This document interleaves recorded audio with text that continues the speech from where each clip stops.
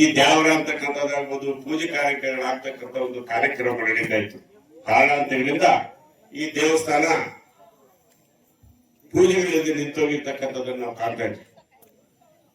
ಇತಿಹಾಸವನ್ನ ಕೆಣಕಿದಾಗ ಈ ಬತ್ತೇಶ್ವರ ದೇವಸ್ಥಾನಕ್ಕೆ ತನ್ನದೇ ಆಗಿರ್ತಕ್ಕಂಥ ಒಂದು ಇತಿಹಾಸ ಇದೆ.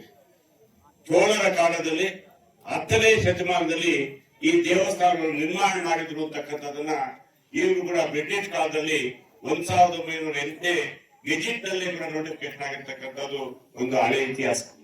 ಅಷ್ಟೇ ಅಲ್ಲ, ಯಾವುದೇ ಕಟ್ಟ ಕಾರ್ಪಣ್ಯಗಳು ಬಂದ್ರು ಕೂಡ ಈ ದೇವಾಲಯ ಅನೇಕ ರೀತಿಯಲ್ಲಿ ಜನರಿಗೆ ಆಶೀರ್ವಚನವನ್ನು ನೀಡಿ ಅವರ ಕಟ್ಟ ಕಾರ್ಪಣ್ಯಗಳನ್ನ ನಿರ್ಮಾಣ ಮಾಡಿದೆ ಅಂತಕ್ಕಂಥ ಮಾತನ್ನ ಹೇಳ್ತಕ್ಕಂಥದ್ದು ಕೂಡ ನಾವು ಕೇಳಿದ್ವಿ.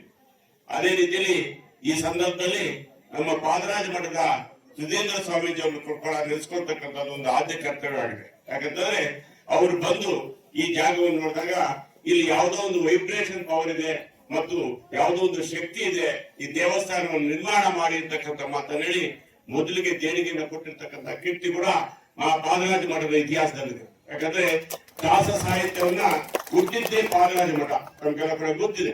ಮುಳಬಾಲ್ ತಾಲೂಕಿನಲ್ಲಿ ಅನೇಕ ಇತಿಹಾಸಗಳ ಕೊಡುಗೆಗಳನ್ನ ಕೊಟ್ಟಿರ್ತಕ್ಕಂಥ ಇತಿಹಾಸ ಇದೆ ಮುಳಬಾಲ್. ಆ ಮುಳಬಾಲ್ದಲ್ಲಿ ಸರ್ವ ಧರ್ಮಗಳ ಸಮನ್ವಯ ಅಂತಕ್ಕಂಥ ರೀತಿಯಲ್ಲಿ ನಡ್ಕೊಂಡು ಹೋಗಿರ್ತಕ್ಕಂಥ ಇತಿಹಾಸ ಕೂಡ ನಮ್ಮ ಮುಳಬಾಗಿಲು ಮತ್ತು ತಾಯಲೂರಿದೆ. ಮುಖ್ಯವಾಗಿ ಈ ತಾಯಲೂರು ಅಂತಕ್ಕಂಥದ್ದು ತಾಯಿ ಊರು. ಯಾವುದೇ ಕಷ್ಟ ಕಾರ್ಪಣ್ಯಗಳಾಗಲಿ ಅಷ್ಟೇ ಅಲ್ಲ, ಸಾಮಾನ್ಯವಾಗಿ ಒಂದು ಸೌಹಾರ್ದತೆಯನ್ನು ಕಾಪಾಡಿಕೊಂಡು ಹೋಗ್ತಕ್ಕಂಥ ಕೀರ್ತಿ ಕೂಡ ತಾಯಲೂರು ಬರ್ತಕ್ಕಂಥದ್ದಿದೆ.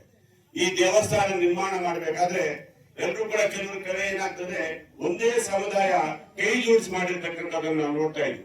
ಆದ್ರೆ ಈ ದೇವಸ್ಥಾನಕ್ಕೆ ಅನೇಕ ಮಹನೀಯರು ಅನೇಕ ರೀತಿಯಲ್ಲಿ ಆಗಿರ್ತಕ್ಕಂಥ ಒಂದು ಅನುಕೂಲವನ್ನು ಮಾಡಿಕೊಟ್ಟಿದ್ದಾರೆ. ನಮ್ಮ KSRT ನಲ್ಲಿ DC ಆಗಿ ನಿವೃತ್ತಿ ಆಗಿರ್ತಕ್ಕಂಥ ಯಜ್ಞಪ್ಪನವರನ್ನ ಅವರು ಮತ್ತು ನಮ್ಮ ಸುಬ್ರಹ್ಮಣ್ಯಂ ಅವರು ನನ್ನನ್ನ ಮನೆಯಲ್ಲಿ ಭೇಟಿ ಮಾಡಿ, ಏನ್ ಸರ್ ಇದು ನಮ್ಮದು ಮನೆ ದೇವರು, ಈ ದೇವಸ್ಥಾನ ನಿರ್ಮಾಣ ಮಾಡಬೇಕಾಗಿದೆ, ತಾಯಲೂರಿನಲ್ಲಿ ನೀವು ನಮ್ಗೆ ಸಹಕಾರ ಕೊಡ್ಬೇಕು ಅಂತಕ್ಕಂಥ ನಾನು ಯಾಕೆ ಈ ಮಾತನ್ನ ಹೇಳಲಿಕ್ಕೆ ಇಷ್ಟಪಡ್ತೀನಿ ಅಂದ್ರೆ, ಈ ದೇವಸ್ಥಾನಕ್ಕೂ ನಮ್ಗೆ ಸಂಬಂಧ ಬಂದಿದ್ದು ಯಾವುದೇ ರೀತಿ ಕಾರಣ. ನಾನು ನಮ್ಮ ಸುಬ್ರಹ್ಮಣ್ಯಂ ಅವರು ಏನ್ ಮಾಡುದು, ನಿನ್ನಿಲ್ಲಿ ಏನಾದ್ರೂ ಮಾಡಿ ನಮ್ಗೆ ಸಹಕಾರ ಕೊಡಿ ಸರ್, ಈಗೆಲ್ಲ ಸೌಕರ್ಯ ಮಾಡ್ಕೊಡ್ತೀವಿ ಅಂತಕ್ಕಂಥ ಮಾತನ್ನು ನಾನು ಕೂಡ ಒಬ್ಬ ಹಿಂದುಳಿದ ವರ್ಗದ ಪ್ರತಿನಿಧಿಯಾಗಿ ಒಂದು ಗಾಡಿಗೆ ಸಮುದಾಯಕ್ಕೆ ಸೇರಿರ್ತಕ್ಕಂಥವನಾಗಿದ್ರು ಕೂಡ ಅದೇನೋ ನನಗೂ ಗೊತ್ತಿಲ್ಲ, ಈ ದೇವಸ್ಥಾನಕ್ಕೂ ನಮಗೂ ಒಂದು ಒಳ್ಳೆಯ ನೆಟ್ಟಾಯ್ತು. ಅದರಿಂದ ದೇವಸ್ಥಾನವನ್ನ ಪ್ರಾರಂಭ ಮಾಡುವಾಗ ನಮ್ಮ ನಾಗೇಶ್ ಸಾಹೇಬರನ್ನ ಭೇಟಿ ಮಾಡಿದ್ರು. ಸರ್, ಮೊದಲಿಗೆ ನಮ್ಗೆ ಈ ದೇವಸ್ಥಾನ ನಿರ್ಮಾಣ ಬೇಕಾದ್ರೆ ಒಂದು ಬೋರ್ವೆಲ್ ಆಗ್ಬೇಕು. ಅಯ್ಯೋ ರಮೇಶ್ ಅವರೇ, ಎಲ್ಲೆಲ್ಲೋ 7-8 ಬೋರ್ವೆಲ್ ಹಾಕಿದ್ದಾರೆ, ನೀರೇ ಸಿಗ್ಲಿಲ್ಲ, ಏನ್ ಮಾಡೋಣ ಸರ್, ನೀವು ಬಂದು ಪೂಜೆ ಮಾಡಿ ಸರ್, ನೀರು ಸಿಗುತ್ತೆ ಅಂತ ಹೇಳಿದ್ವಿ. 400 ಅಡಿಗೆ ನೀರು ಸಿಕ್ಬಿಡ್ತೀವಿ.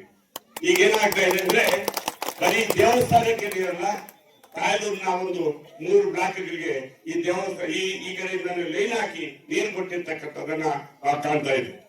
ಇಷ್ಟು ಇಲ್ಲಿ ನಿರ್ಮಾಣ ಮಾಡತಕ್ಕಂಥ ಸಂದರ್ಭದಲ್ಲಿ ನಮ್ಮ ಮುಖ್ಯವಾಗಿ ಬೆಂಗಳೂರು ನಿವಾಸಿಗಳಿರ್ತಕ್ಕಂಥ ಶ್ರೀನಿವಾಸ್ ಮತ್ತು ಜಯಣ್ಣ ನಡೆಸ್ಕೊಳ್ತಕ್ಕಂಥ ನಮ್ಮ ಒಂದು ಆದ್ಯ ಕರ್ತವ್ಯ ಆಗಿದೆ. ಯಾಕಂದ್ರೆ ಒಂದು ಬೆನ್ನೆಲುಬಾಗಿ ಈ ದೇವಸ್ಥಾನ ಏನಾಗಲಿ ಮುಗಿಸ್ಬೇಕು ಅಂತಕ್ಕಂಥ ರೀತಿಯಲ್ಲಿ ಅವರು ಹೆಚ್ಚಿನ ಒಂದು ಶ್ರಮ ವಹಿಸಿದ್ದಾರೆ. ನಾವೆಲ್ಲ ಸಲಹೆ ಕೊಟ್ಟಿರ್ಬೋದು ಅಥವಾ ಸಹಕಾರ ಕೊಟ್ಟಿರ್ಬೋದು, ಆದ್ರೆ ಅದಕ್ಕೆ ಮುಖ್ಯವಾಗಿರ್ತಕ್ಕಂಥ ಕಾರ್ಯಕರ್ತರನ್ನು ನೆಲೆಸ್ಕೊಳ್ತಕ್ಕಂಥ ನಮ್ಮ ಆದ್ಯ ಕರ್ತವ್ಯ ಆಗಿದೆ.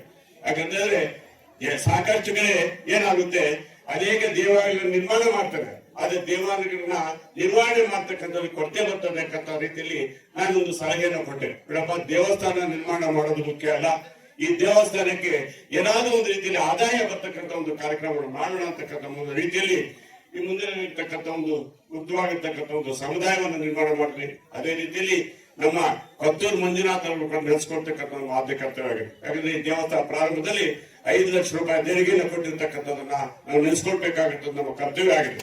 ಅದೇ ರೀತಿಯಲ್ಲಿ ನಮ್ಮ MP ಆಗಿರ್ತಕ್ಕಂಥ ಮುನ್ಸಾಬಿ ಅವ್ರನ್ನ, ಸರ್ ಏನಾದ್ರೂ ಒಂದು ಸಹಾಯ ಮಾಡ್ಬೇಕು, ಈ ರೀತಿ ಹಾಲ್ ಮಾಡಿದ್ವಿ, ನಮ್ಗೆ ಏನಾದ್ರೂ ಒಂದು ಡೈನಿಂಗ್ ಆಗಿ ಒಂದು ಸಹಾಯ ಮಾಡ್ಬೇಕು ಅಂದ್ರೆ ಅವರು ಸ್ವಲ್ಪ ಹಣವನ್ನು ಕೊಟ್ಟು ಮಾಡಿಕೊಟ್ಟಿರ್ತಕ್ಕಂಥವ್ರು ಕಾಣ್ತಾ ಇದ್ವಿ. ಈ ರೀತಿ ಎಲ್ಲಾ ರೀತಿಯಲ್ಲೂ ಏನಾಗ್ತದೆ, ಒಂದು ಕೈ ಸೇರಿದ ಚಪ್ಪಾಳೆ ಆಗೋದಿಲ್ಲ, ಎಲ್ಲ 2 ಕೈ ಸೇರಿದ ಚಪ್ಪಾಳೆ ಆಗ್ತಕ್ಕಂಥದ್ದು. ಆ ರೀತಿಯಲ್ಲಿ ಈ ಒಂದು ಕಾರ್ಯಕ್ರಮವನ್ನ ಮಾಡಿದ್ದೀವಿ.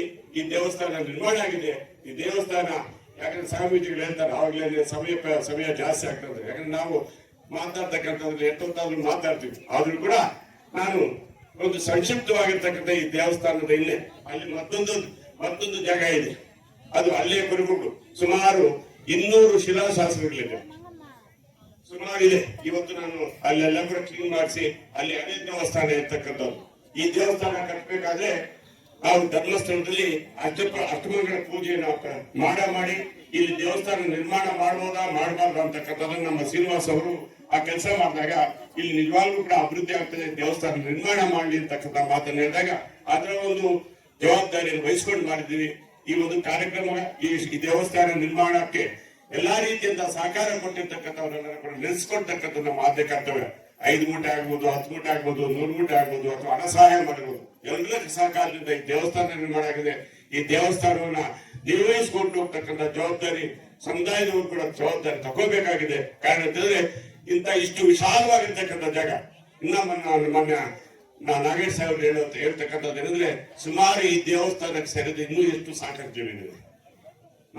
ಏನ್ ಮಾಡಿದ್ವಿ ಅಂದ್ರೆ ಇದು ಕಂಟೆಂಟ್ ತಕರಾರು ಇರಬಾರ್ದು, ಯಾವುದೇ ರೀತಿಯಾದ ಒಂದು ಭೇದ ಭಾವ ಇರಬಾರದು ಅಂತಕ್ಕಂಥ ರೀತಿಯಲ್ಲಿ ಈ ಜಾಗವನ್ನ ಮತ್ತೆ ಮುಂದುವರೆ ಇರ್ತಕ್ಕಂಥ ಒಂದು ಜಾಗವನ್ನು ಮಾತ್ರ ಆಯ್ಕೆ ಮಾಡಿದ್ವಿ. ಈ ದೇವಸ್ಥಾನ ಇನ್ನೂ ಕೂಡ ಅಭಿವೃದ್ಧಿ ಆಗಲಿ, ನಮ್ಮ ಸ್ವಾಮೀಜಿಗಳ ಆಶೀರ್ವಾದ ನೀಡಲಿ ಅಂತಕ್ಕಂಥ ಮಾತನಾಡಿದ ಈ ಸಂದರ್ಭದಲ್ಲಿ ನನಗೊಂದು ಅವಕಾಶ ಮಾಡಿಕೊಟ್ಟ ತಮ್ಮೆಲ್ಲರಿಗೂ ಕೂಡ ವಂದಿಸ್ತಾ ಇನ್ನೂ ಸಾಕಷ್ಟು ವಿಚಾರ ಹೇಳ್ಬೇಕಾಗಿದ್ರು. ಆದ್ರೆ ಸಮಯ ಪ್ರಜ್ಞೆಯಿಂದ ದಯವಿಟ್ಟು ಈ ಕಾರ್ಯಕ್ರಮಕ್ಕೆ ಆಗಮಿಸ್ತಕ್ಕಂಥ ಎಲ್ಲರಿಗೂ ಕೂಡ ನಾನು ಅಭಿನಂದನೆ ತಿಳಿಸಿ ನನ್ನ ಮಾತನ್ನು ಮುಗಿಸ್ತಾ ಇದ್ದೀನಿ. ಜೈ ಹಿಂದ್, ಜೈ ಭಾರತ್.